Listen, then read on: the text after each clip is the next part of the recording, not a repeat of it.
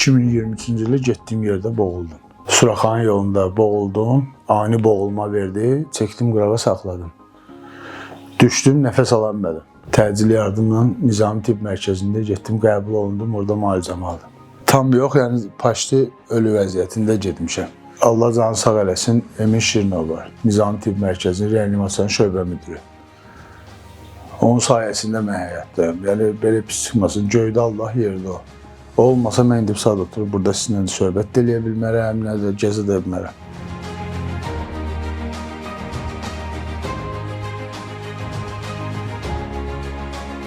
Biz onu həmən reanimasiya şöbəsinə qəbul elədik.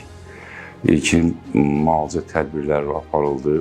Müayinələr nəticəsində xəstədə ciddi ürək yetməməzliyi, atın fraksiyası 15%, dilatasyon kardiomiopatiya təsbit olundu.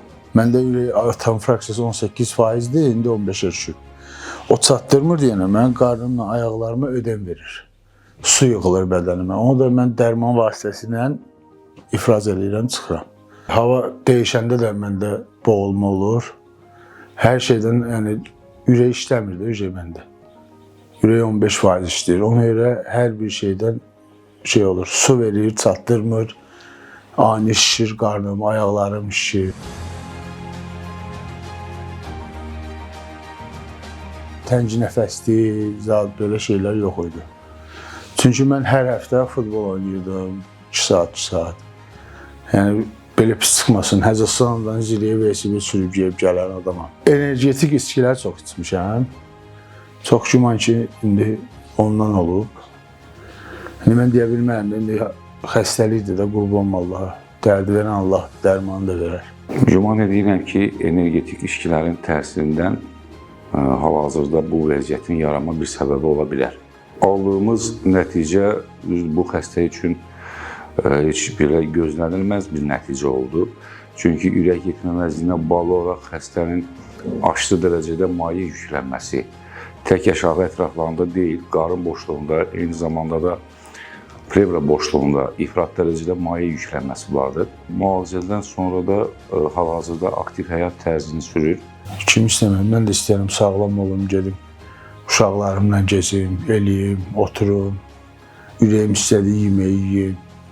Hamı istəyir, hamı ki, mən də istəyirəm. Ürək fəaliyyəti çox zəif olduğu üçün aktiv hərəkət məhdudiyyətini tövsiyə edirik. Müəyyən qidalanma tərzinə, xüsusən də şəkərə meyilli olduğu üçün bu xəstədə şəkər və diabet də təsbit olunmuşdur.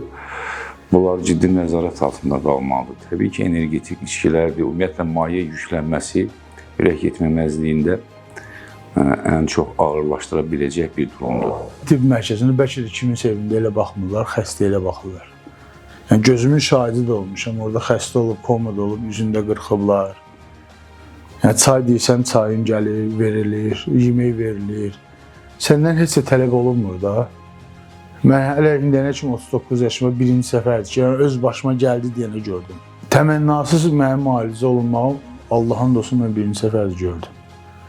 Yəni indiyənə kimi də mən nə müalicə almışam, nə aparatlara düşmüşəm. Ancaq və ancaq icbari tibbi sığortayla sağ olsun təbib də yəni bu şəraiti yaradır, biz də istifadə edirik. Həyatda qalma şansı çox az idi. Ümidimiz də belə yox idi, amma tədbirlərin nəticəsində müalicəyə tabe oldu. Bu xəstələrin zaten ürək fəaliyyətində ciddi pozğunluq olduğu üçün əlavə fiziki bir aktivlik zəifləmiş ürəyin daha da tez bir zamanda sıradan çıxmasına təkan verə bilir. Durumunda bir ağırlaşması olmuyor bu 2 il müddətində. Təbii ki, nəzarətdə saxlasa, əlbəttə ki, bir sıxıntı yaradacağının ehtimalı çox azdır. Başda prezidentimiz olmaqla, yəni bu icbari tibbi sığortanı yaradıb, mən kasıb şəxsən, yəni imkanım yoxdur da, ondan istifadə eləyər, özümü müalicə edirəm. Təşəkkürümü bildirirəm ki, həmişə, haçanda mən getsəm də belə, qayğımı çəkirlər. Yəni mən orada gördüyüm mehribançılığı, xoş ünsiyyəti heç bir banisədə görməmişəm.